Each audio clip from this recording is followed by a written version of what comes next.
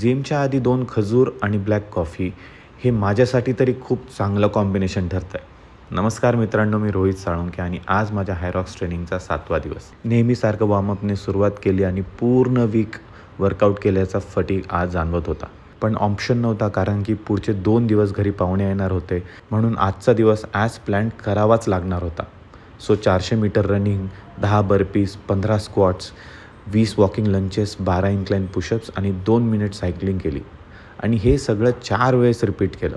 घरी आल्यावर 45 सेकंदांचा प्लॅक केला, ज्याचे पण मी 3 सेट्स केले. वर्कआउटनंतर रिकव्हरीसाठी मी सध्या दररोज प्रोटीन घेतो आहे, ज्याचा मला खूप फायदा होतो आहे. आईने आज सगळ्यांसाठी मुगाच्या डाळीचे मुटकुळेही केले होते, जे लाल मिरचीसोबत अप्रतिम लागत होते, पण मला एकच खाता आलं.